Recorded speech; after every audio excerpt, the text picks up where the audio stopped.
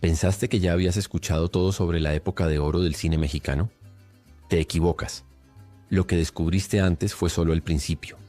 Ahora prepárate para conocer secretos aún más explosivos, tragedias más profundas y escándalos que la industria cinematográfica intentó borrar de la historia. En Historias y Biografías del Cine continuamos desenterrando las verdades prohibidas que transformarán completamente tu percepción de tus ídolos favoritos. Antes de comenzar, queremos saber, ¿desde qué ciudad del mundo nos estás viendo? Escríbelo en los comentarios y forma parte de nuestra comunidad de amantes del cine clásico. La época dorada fue una era de esplendor visual, pero también de sombras profundas. Mientras las marquesinas brillaban con nombres inmortales y las multitudes aplaudían extasiadas, detrás de las cámaras se desarrollaban dramas que rivalizaban con las películas más intensas. Directores tiránicos, amores imposibles, muertes trágicas, rivalidades mortales y decisiones que costaron carreras enteras. ¿Sabías que un ícono del humor improvisaba tanto que enloquecía a los directores? ¿Que una diva argentina humillaba públicamente a jóvenes actores antes de aceptarlos? ¿Que un comediante perdió a su hija en un brutal asesinato callejero? La verdad duele, pero también libera. Lo que estás a punto de descubrir cambiará para siempre la forma en que ves el cine mexicano. No hay vuelta atrás. Cantinflas, el genio incontrolable que volvía locos a los directores. Mario Moreno, Cantinflas, se convirtió en el cómico más importante de la historia del cine mexicano y en un fenómeno cultural que trascendió fronteras. Sin embargo, pocos conocen que durante los rodajes era una auténtica pesadilla para los directores que valoraban el control y la precisión. Su genio creativo venía acompañado de una rebeldía artística que hacía temblar a los realizadores más experimentados. La historia más reveladora ocurrió durante el rodaje de Ahí está el detalle, en 1940, filmada bajo la dirección de Juan Bustillo Oro. Antes de comenzar la producción, Bustillo Oro había visto algunas películas anteriores de Cantinflas y su opinión no podía ser más desfavorable. Le parecían cintas sin relevancia artística y consideraba que su protagonista no ofrecía garantías de calidad. Cuando finalmente lo observó actuar en vivo en el Teatro Garibaldi, quedó aún menos impresionado. Le parecía que hablaba excesivamente sin decir absolutamente nada concreto, y aunque reconocía que hacía reír al público, lo consideraba simplemente un bufón más entre tantos. Aún así, por presión de los productores que veían potencial comercial en el cómico, Mario Moreno fue contratado. A partir de ese momento, la experiencia del director se transformó en una auténtica pesadilla profesional que lo haría cuestionar su propia carrera. Juan Bustillo Oro había escrito cuidadosamente todos los diálogos del guión, puliendo cada frase con precisión literaria. Pero Cantinflas simplemente no lo respetaba. En el set improvisaba completamente libre, cambiando el tono, alterando el ritmo e incluso modificando el sentido de muchas escenas. Él creía firmemente que los diálogos escritos eran inverosímiles, mal construidos y poco naturales, así que prefería inventarlos sobre la marcha, confiando en su instinto cómico. Para un director acostumbrado al control absoluto de cada aspecto de sus películas, esto fue una fuente constante de conflicto y frustración. Bustillo Oro sentía que estaba perdiendo el control de su propia obra, que el proyecto se le escapaba de las manos por culpa de un cómico indisciplinado que se creía más inteligente que el guionista. A pesar de las tensiones insoportables, la película se completó en apenas 3 semanas de rodaje intenso. Y aunque para Bustillo Oro fue una experiencia absolutamente exasperante, que juró no repetir jamás, la historia dio un giro sorprendente e irónico. Ahí está el detalle. Se estrenó el 11 de septiembre de 1940 y fue un rotundo y aplastante éxito. El público quedó completamente encantado con la chispa, el ingenio y el ritmo único que Cantinflas imprimió a su personaje, elementos que ningún otro actor habría podido replicar siguiendo un guión rígido. La improvisación que tanto había enfurecido al director resultó ser precisamente la fórmula mágica del éxito. Curiosamente, la escena final del juicio fue inspirada en un caso real ocurrido en 1925 contra el criminal Álvaro Chapa. Mario Moreno tomó como referencia el peculiar y confuso estilo de hablar del acusado para construir su famoso modo de expresión, el llamado cantinfleo, decir muchísimo pero no decir absolutamente nada concreto, y aún así ganarse completamente al público. Este papel lo catapultó definitivamente a la fama nacional e internacional, marcando el inicio de una carrera imparable que lo convertiría en leyenda. A día de hoy, Ahí está el detalle, sigue siendo considerada por críticos y público como la mejor película de Cantinflas e incluso ocupa el 10º lugar en la lista de las 100 mejores películas del cine mexicano de todos los tiempos. La paradoja es deliciosa. El director que lo despreciaba terminó dirigiendo su obra maestra, precisamente porque el actor ignoró por completo sus instrucciones. Libertad Lamarque, la diva que humillaba a sus coprotagonistas. Libertad Lamarque no solo era admirada por su deslumbrante belleza y su extraordinario talento actoral y musical, sino también temida por su carácter sumamente exigente, su ego descomunal y su dominio técnico absoluto sobre cada aspecto de la producción cinematográfica. Procedente de Argentina, llegó a México como una estrella ya consagrada y fue ganando terreno en el cine mexicano gracias a su amplia experiencia teatral y cinematográfica. Su poder en la industria era tal que tenía voz decisiva en las producciones donde participaba, controlando desde la iluminación hasta la elección de sus coprotagonistas. Ningún actor podía trabajar a su lado sin pasar primero por su aprobación personal, un proceso humillante que muchos jóvenes talentos tuvieron que soportar para conseguir su oportunidad. En contraste, el joven Julio Alemán, 25 años menor que ella, apenas daba sus primeros pasos titubeantes en la industria cinematográfica. Tras destacar brillantemente en una obra de teatro, un productor lo invitó a participar en la película La cigüeña dijo sí, dirigida por Rafael Valedón. Aunque ya tenía el respaldo entusiasta del equipo de producción y del propio director, aún faltaba superar el obstáculo más importante y temido, la aprobación de Libertad Lamarque, quien no aceptaba compartir escena con cualquier actor sin antes evaluarlo personalmente con criterios que rayaban en lo tiránico. Siguiendo las estrictas instrucciones del director, Julio acudió nervioso al domicilio de la actriz para someterse a una suerte de audición privada que más parecía una inspección de ganado. Libertad lo observó con meticulosidad implacable, examinándolo de arriba abajo como si fuera un objeto. Le pidió mostrar su perfil derecho, luego el izquierdo, realizar diversas expresiones faciales, caminar de cierta manera y finalmente, en un gesto que el joven actor nunca olvidaría por el resto de su vida, le ordenó abrir completamente la boca para revisar minuciosamente su dentadura. Julio Alemán confesó años después, cuando ya era una estrella consolidada, que aquel momento lo hizo sentir profundamente humillado, como si fuera un animal en exhibición y no un ser humano con dignidad. Sin embargo, necesitaba desesperadamente esa oportunidad, así que contuvo su incomodidad y su rabia, tragándose el orgullo y no expresando su molestia. Finalmente, después de varios minutos de inspección silenciosa y tensa, Libertad le dio el visto bueno para interpretar a su hijo en la cinta como quien otorga un favor imperial.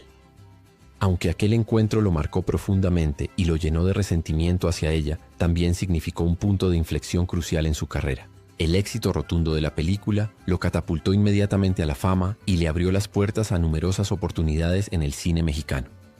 Con el tiempo, Julio Alemán se convirtió en uno de los galanes más importantes de su generación, reconociendo con ironía que aquella dura y humillante experiencia fue paradójicamente una de las más importantes de su vida profesional. Lo que para muchos habría sido una humillación inaceptable que los habría alejado del medio, para él fue el precio amargo pero necesario de su entrada definitiva al estrellato. Nunca perdonó completamente a Libertad Lamarque por ese trato degradante, pero tampoco pudo negar que le debía parcialmente su carrera. Pedro Infante, el ídolo con corazón de pueblo que cantaba para presos. Corría el año 1948 cuando Pedro Infante encarnó uno de los personajes más emblemáticos de su carrera, Pepe el Toro en Nosotros los Pobres. El director Ismael Rodríguez, buscando una autenticidad pocas veces vista en el cine mexicano y arriesgándose a críticas por la decisión, tomó la determinación revolucionaria de filmar las escenas de prisión dentro del temido penal de Lecumberri, un lugar famoso no por su arquitectura, sino por la crudeza, la violencia y la desesperanza que albergaba entre sus muros. Durante varios días, el lugar más temido de México se transformó en un set de filmación sin precedentes. Reclusos reales, algunos condenados por delitos graves y otros por causas menores o incluso injustas, se convirtieron en extras de la película, aportando una autenticidad imposible de lograr con actores profesionales. Uno de los detalles más humanos y profundamente conmovedores de esta historia, que revela el verdadero carácter de Pedro Infante, es que durante los descansos del rodaje, el actor convivía genuinamente con los reclusos. No se aislaba en un camerino especial ni mantenía distancia por seguridad. Les cantaba con su voz inconfundible, platicaba con ellos sobre sus vidas y sus familias, los escuchaba con atención, los hacía reír con anécdotas y los trataba como seres humanos dignos de respeto. Para muchos de esos hombres olvidados por la sociedad, esos momentos fueron algo absolutamente inolvidable que atesorarían el resto de sus vidas. Pero no todo fue camaradería y canciones. Las escenas filmadas en Lecumberri exigían enorme fuerza emocional y autenticidad dramática. En una de las más recordadas y poderosas, Pepe el Toro pelea desesperadamente por recuperar la medalla de su madre entre pasillos repletos de presos reales que observaban con miradas duras. La tensión, el drama, la crudeza de esas imágenes, todo se sintió completamente auténtico porque de hecho lo era.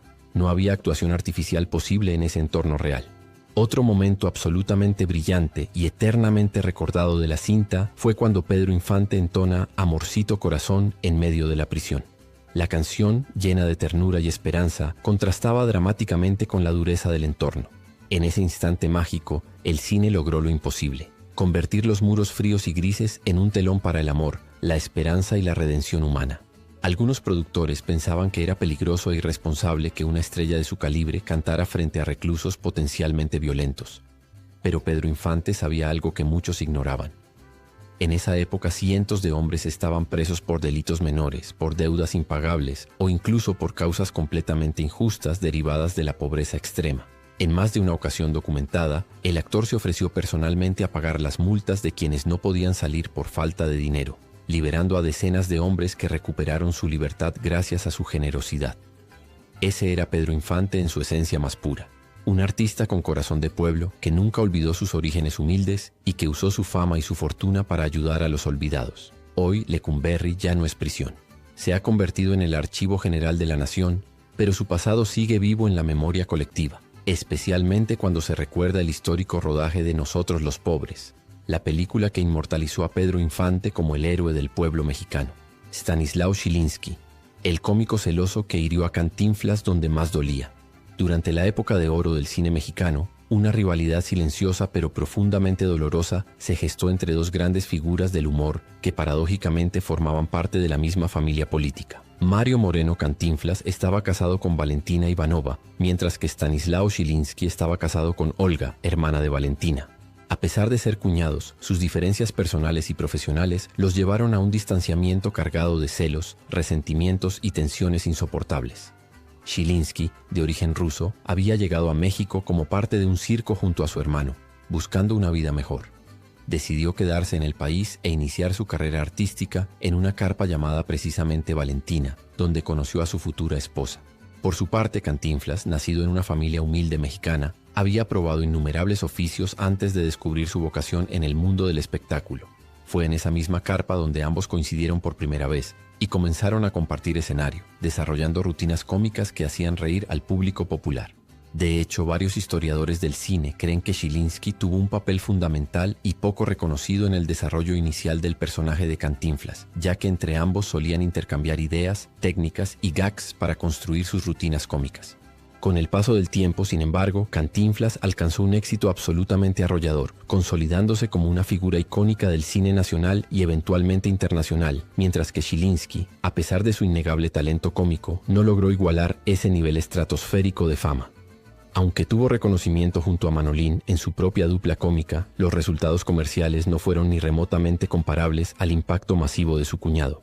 Algunos amigos cercanos afirman que esa diferencia abismal de éxito provocó celos profesionales devastadores, que eventualmente contaminaron por completo su relación personal, convirtiendo las reuniones familiares en eventos tensos y desagradables. El conflicto más recordado y doloroso entre ellos ocurrió durante una reunión familiar navideña.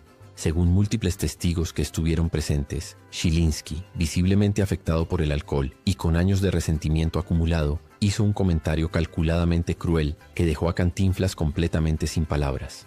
Le dijo con desprecio que él tenía algo que Cantinflas jamás podría tener, sin importar cuánto dinero o fama acumulara: un hijo biológico. El comentario fue especialmente hiriente y devastador porque se decía abiertamente en la industria que Cantinflas era estéril y que había adoptado a Mario Arturo Moreno Ivanova tras un acuerdo económico con una mujer estadounidense llamada Marion Roberts, con quien supuestamente había tenido una relación breve durante una gira artística.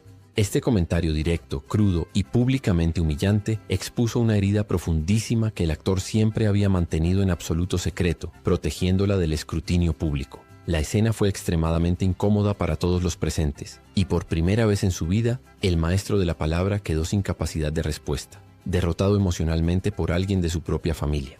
A pesar de sus desencuentros irreconciliables, ambos siguieron caminos profesionales y personales completamente distintos hasta el final de sus días, sin volver a hablarse. Chilinski nunca alcanzó la fama de su cuñado, y Cantinflas nunca perdonó esa humillación pública que lo marcó para siempre. El Piporro, el cómico que desafió al presidente y desapareció 8 años. Eulalio González Ramírez, mejor conocido como El Piporro, fue comediante, actor, cantante y guionista con un estilo norteño único que lo convirtió en una figura absolutamente entrañable para el público mexicano. Su carisma genuino y su humor conectado con la realidad del pueblo lo hicieron inmensamente popular, especialmente en el norte del país. Aunque nunca se sintió completamente cómodo trabajando en televisión, participó en algunas presentaciones especiales que fueron muy bien recibidas.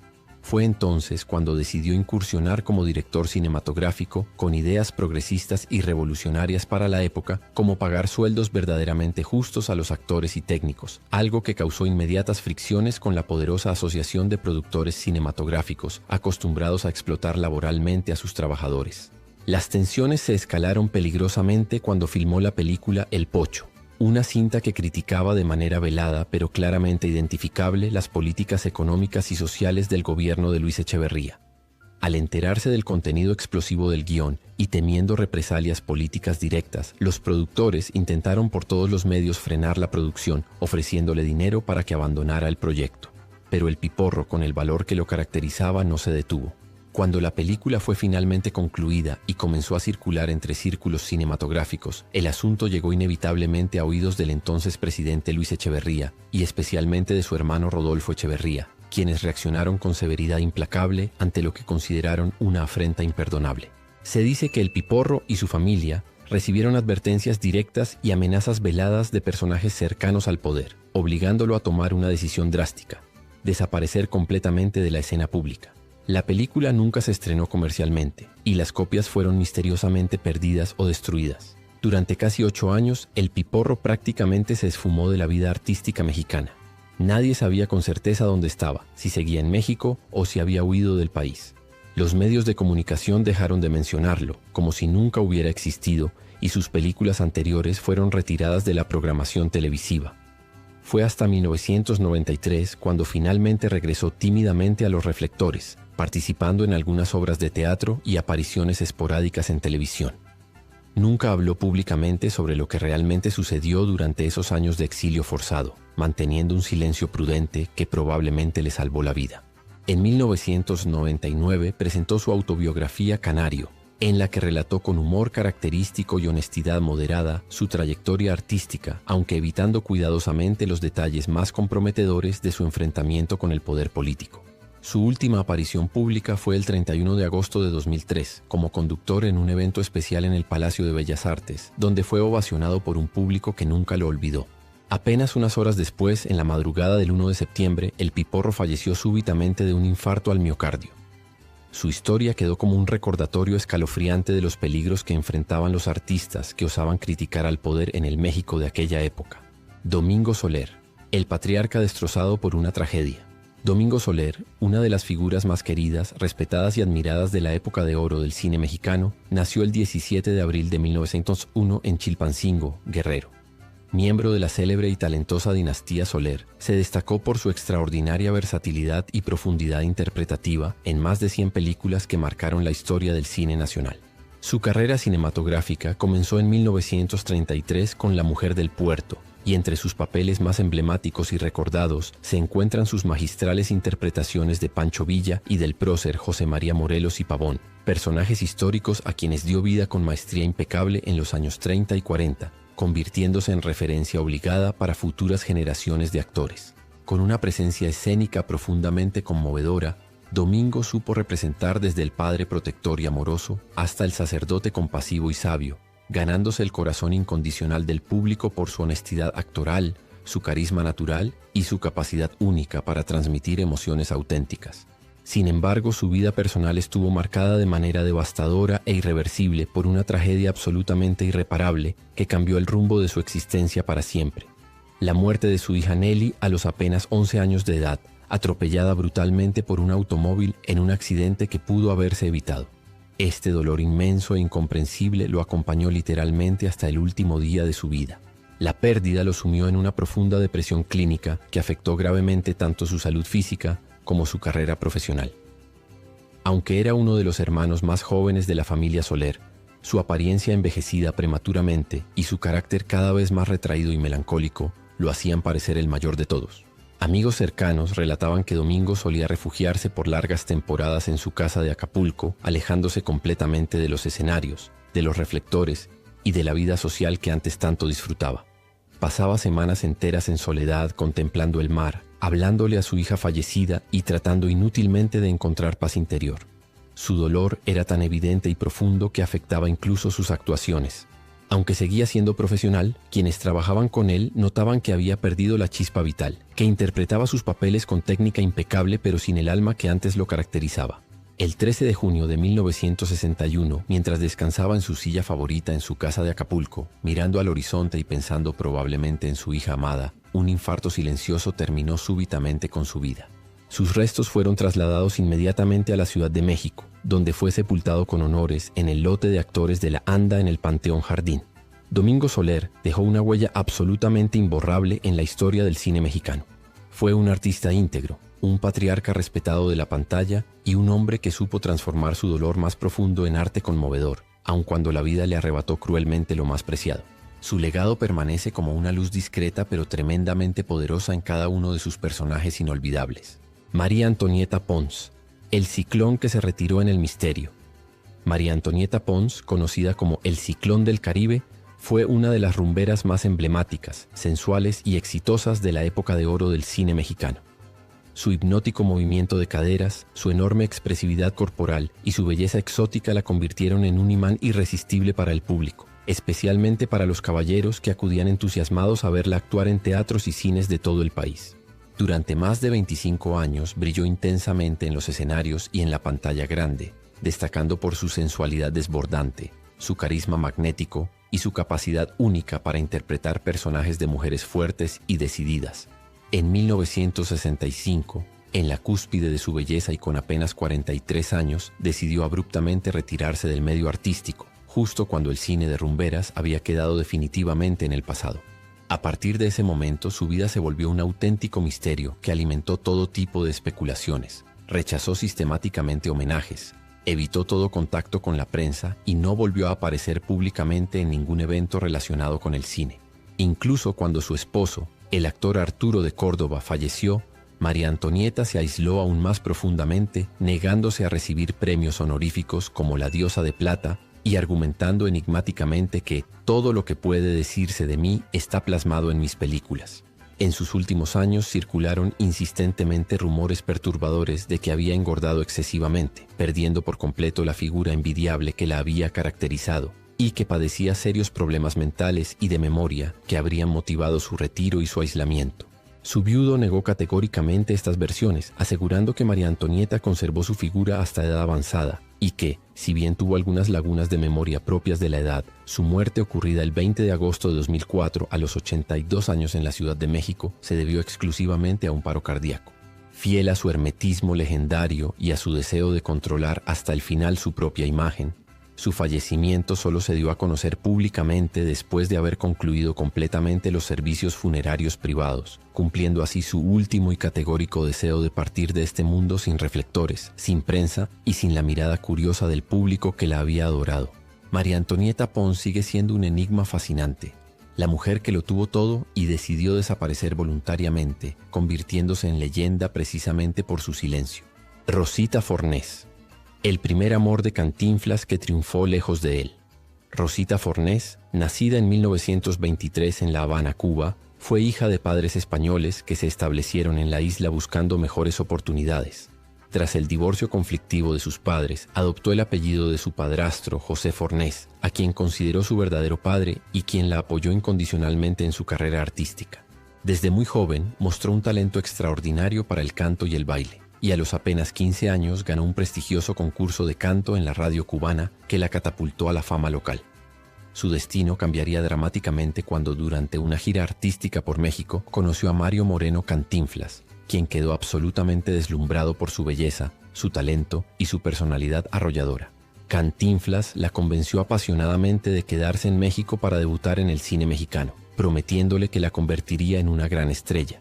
Entre ensayos intensos, conversaciones profundas y largas noches de confesiones mutuas, nació entre ellos un romance intenso y genuino que Rosita recordaría siempre con cariño como su primer amor verdadero, el que marca para siempre el corazón de una mujer joven. Sin embargo, la relación no prosperó como ambos esperaban. Las diferencias culturales, las presiones de la industria cinematográfica y especialmente los celos profesionales y el carácter controlador de Cantinflas comenzaron a crear fricciones insalvables. Rosita era una mujer independiente que no estaba dispuesta a vivir bajo la sombra de nadie, ni siquiera del cómico más famoso de México. Tiempo después de la ruptura, ella contrajo matrimonio con el actor y empresario Manuel Medel, con quien tuvo una hija y compartió escenario durante varios años en producciones teatrales y cinematográficas exitosas. Sin embargo, este matrimonio tampoco funcionó a largo plazo. Tras su divorcio de Medel, Rosita tomó la valiente decisión de volver a Cuba, su tierra natal, donde triunfó rotundamente en la televisión cubana, convirtiéndose en una de las estrellas más queridas de la isla. Más tarde se casó con el actor cubano Armando Bianchi, quien se convirtió en su compañero de vida hasta 1981, año en que él falleció. Rosita nunca volvió a casarse, dedicándose completamente a su carrera y a su legado artístico. A pesar de haber vivido gran parte de su vida en Cuba, nunca olvidó su paso por el cine mexicano, ni su romance juvenil con Cantinflas, a quien recordaba con afecto y agradecimiento por haberle abierto puertas importantes en su carrera. Rosita Fornés falleció el 10 de junio de 2020 en Miami, Estados Unidos, a los impresionantes 97 años de edad, dejando tras de sí un legado artístico monumental que la consagra como una de las grandes divas latinoamericanas del siglo XX.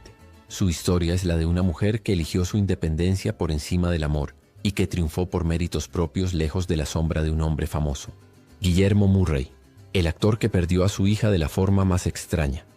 Guillermo Murray, nacido en 1927 en Buenos Aires, Argentina, fue un actor, escritor y director que dejó una huella profunda en el cine y la televisión mexicana.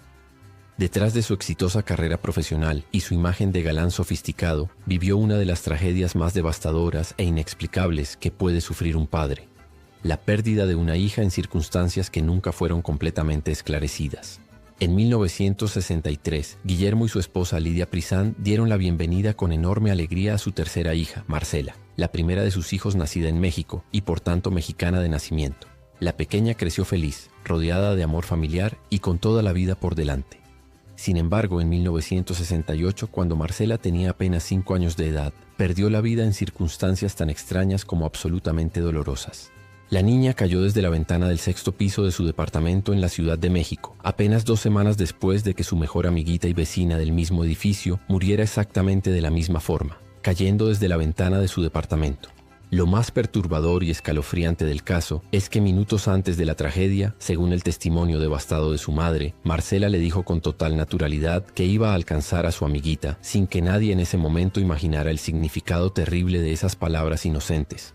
Fue un accidente. ¿Fue un juego infantil que salió terriblemente mal? ¿O realmente la niña decidió deliberadamente alcanzar a su amiga fallecida? Estas preguntas atormentaron a Guillermo Murray el resto de su vida. La pérdida sumió a Guillermo en una profunda depresión clínica de la que nunca logró recuperarse completamente.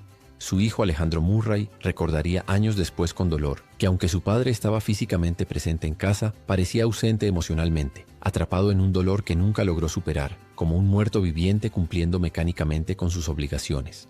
El propio Guillermo Murray confesó en entrevistas posteriores que aprendió a vivir con esa herida eternamente abierta, aferrándose desesperadamente al trabajo como única forma de no derrumbarse por completo, de no volverse loco de dolor y culpa. Actuaba, dirigía, escribía, pero siempre con la sombra de Marcela acompañándolo en cada proyecto. Guillermo Murray falleció sin haber encontrado jamás respuestas satisfactorias sobre lo que realmente sucedió ese día trágico, llevándose consigo el tormento de las preguntas sin respuesta y el vacío irreparable de una hija perdida de la forma más misteriosa. Sonia Furió, la actriz que renunció por dignidad. Sonia Furió nació en 1937 en Alicante, España, y su infancia estuvo profundamente marcada por el trauma del exilio forzado. En 1940, cuando apenas tenía 3 años, su familia emigró a México huyendo desesperadamente de las secuelas devastadoras de la Guerra Civil Española que había destruido el país. Su talento natural llamó la atención del prestigioso director Alejandro Galindo, quien le dio su primera oportunidad en el cine. Durante los años 50 y 60, Sonia no solo se consolidó como una estrella radiante del cine y la televisión mexicana, sino que también incursionó exitosamente como cantante de boleros, conquistando al público con su voz melodiosa. Era considerada la rubia inalcanzable de la época, en parte por lo extremadamente reservada que era con su vida personal. Sin embargo, cuando decidía hablar, lo hacía con total honestidad y valentía, incluso sobre temas absolutamente tabú en esa época como su orientación sexual. Este gesto de apertura fue confirmado posteriormente por varios colegas que trabajaron estrechamente con ella y que admiraban su valor. En televisión protagonizó exitosas telenovelas como Mi primer amor y en 1982 su última telenovela como protagonista, Vivir enamorada, ambientada en el mundo de una revista femenina moderna. Allí compartió créditos con Alma Muriel, Leticia Perdigón, Blanca Sánchez y Carlos Piñar. Sin embargo, durante la producción ocurrió un escándalo que marcaría el final de su carrera en Televisa. Carlos Piñar abandonó abruptamente la producción por órdenes directas de Paloma Cordero, esposa del entonces presidente Miguel de la Madrid y directora del DIF, quien presionó fuertemente a los ejecutivos de Televisa para remover de las pantallas a actores abiertamente homosexuales, considerándolos una mala influencia moral para las familias mexicanas. Aunque la lista oficial de censura se refería principalmente a hombres homosexuales, Sonia Furió, profundamente indignada por el rechazo, la homofobia institucional y la cobardía de los ejecutivos que se sometieron a la presión gubernamental, decidió renunciar definitivamente a Televisa una vez finalizadas sus grabaciones, en solidaridad absoluta con sus compañeros perseguidos. Esta decisión valiente pero costosa significó que su carrera en esa empresa, la televisora más poderosa de México, nunca volvió a ser la misma. Fue prácticamente vetada de proyectos importantes y relegada a papeles secundarios insignificantes cuando finalmente regresó 4 años después.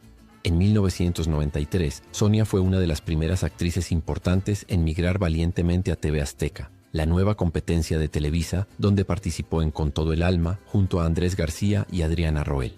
Esta sería su última aparición en televisión antes de retirarse definitivamente. Sonia Furió falleció el 1 de diciembre de 1996 en Cuernavaca a causa de una neumonía a los 59 años de edad. Es recordada como una mujer adelantada a su tiempo, valiente y digna, que pagó un precio altísimo por defender la verdad, los derechos humanos y la dignidad de su gremio en una época oscura de intolerancia. Anabel Gutiérrez, la madre humillada por Florinda Mesa. Anabel Gutiérrez, nacida en 1931 en la Ciudad de México, creció en una familia acomodada con fuertes vínculos con el mundo del espectáculo. Su talento natural y su belleza la llevaron rápidamente a destacar en el cine mexicano de los años 50. En 1956, Anabel brilló intensamente en la cinta Escuela de Vagabundos, junto a Pedro Infante, actuación magistral que le valió el prestigioso premio Ariel a Mejor Coactuación Femenina Juvenil y consolidó definitivamente su lugar en el Olimpo del cine mexicano. Ya como una reconocida y respetada figura del espectáculo con décadas de trayectoria impecable, ingresó al exitoso programa Chespirito en la popular sección de Los Caquitos, interpretando a la madre de La Chimoltrufia, papel desempeñado por Florinda Mesa, quien además era la pareja sentimental de Roberto Gómez Bolaños, el todopoderoso creador del programa. Sin embargo, la convivencia profesional entre ambas actrices no fue nada fácil. Múltiples testigos del equipo de producción aseguran que Florinda Mesa, abusando de su posición privilegiada como pareja del productor, solía incomodar deliberadamente a Anabel con su intromisión constante en las grabaciones, cuestionando sus decisiones actorales y tratándola con un tono altivo y despectivo que resultaba humillante. En una ocasión especialmente memorable y ofensiva, durante un ensayo, Florinda se acercó a Anabel y le dijo con condescendencia: «Ven, te voy a llevar al camerino». Anabel, sorprendida por el tono imperativo, preguntó: ¿Al camerino? ¿Para qué? La respuesta de Florinda fue tajante, cruel y calculadamente humillante. Para enseñarte a actuar porque sabrás hacerlo para cine, pero claramente no sabes actuar para televisión. El comentario fue considerado por Anabel y por todos los presentes como un acto profundamente humillante e irrespetuoso, especialmente viniendo de una actriz mucho más joven y con muchísima menos experiencia y trayectoria profesional. Anabel Gutiérrez tenía décadas de carrera exitosa en cine, teatro y televisión, mientras que Florinda Mesa apenas estaba construyendo su carrera, principalmente gracias a su relación sentimental con el productor. A pesar del trato tenso, hostil y de los constantes desaires, Anabel continuó trabajando profesionalmente en el programa, manteniendo su dignidad y no presentando quejas formales ante la producción, probablemente sabiendo que serían inútiles dado el poder que Florinda ejercía sobre Roberto Gómez Bolaños. Colegas del programa confirmaron años después que el comportamiento de Florinda Mesa hacia actrices de mayor edad y trayectoria era sistemáticamente irrespetuoso, alimentado por la inseguridad, los celos profesionales y el abuso de su posición privilegiada. Anabel Gutiérrez falleció el 21 de agosto de 2022 a los 89 años de edad, dejando un legado impecable de profesionalismo y dignidad que contrasta dramáticamente con el trato que recibió en sus últimos años de carrera activa. Y así llegamos al final de este segundo recorrido demoledor por las verdades ocultas de la época de oro del cine mexicano. 11 historias más que revelan el lado oscuro, doloroso y profundamente humano de quienes construyeron con su talento una era cinematográfica irrepetible. Lo que acabas de descubrir en estos 2 videos son verdades que permanecieron sepultadas durante décadas, protegidas por el glamour de la industria, por el miedo al escándalo y por el poder de quienes preferían mantener intacta la imagen perfecta de sus estrellas. Pero la historia real siempre encuentra la forma de salir a la luz, desde el genio incontrolable de Cantinflas que enloquecía a los directores, hasta la humillación sistemática que ejercía Libertad Lamarque sobre jóvenes actores, desde el corazón noble de Pedro Infante cantando para presos, hasta las tragedias inexplicables que destrozaron a Guillermo Murray y Domingo Soler. Desde el valor de Sonia Furió, defendiendo la dignidad de sus compañeros, hasta el misterioso aislamiento de María Antonieta Pons. Cada una de estas 21 historias demuestra que detrás de la pantalla plateada había seres humanos complejos, con virtudes admirables y defectos devastadores, con amores imposibles y tragedias irreparables. Ahora queremos saber tu opinión. De todas las historias que descubriste en estos 2 videos, ¿cuál te impactó más profundamente? ¿Cuál te dejó sin palabras? ¿Hay algún otro actor o actriz de la época de oro sobre quien quieres conocer la verdad completa? Escríbelo en los comentarios porque leemos absolutamente todos. Si estos videos cambiaron tu percepción del cine de oro mexicano, si te atraparon tanto como esperábamos y si quieres seguir descubriendo las verdades prohibidas que la historia intentó borrar, suscríbete ahora mismo al canal Historias e Biografías del Cine y activa la campanita de notificaciones. Cada semana investigamos, documentamos y revelamos contenido exclusivo que no encontrarás en ningún otro lado. Biografías completas sin censura, escándalos olvidados, rivalidades mortales, amores prohibidos y los secretos mejor guardados de las estrellas que marcaron generaciones. Comparte estos videos con todos tus amigos, familiares y conocidos que aman el cine clásico. Dale like si te gustó y si crees que más personas merecen conocer estas verdades.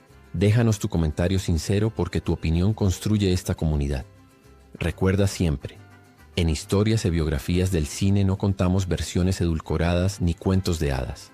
Aquí contamos la verdad sin filtros, sin miedo y sin concesiones, tal como sucedió realmente. Nos vemos muy pronto en el próximo episodio explosivo, donde continuaremos desenterrando los secretos más oscuros y fascinantes de la historia del cine latinoamericano. La verdad te está esperando. Hasta la próxima, cinéfilos de corazón.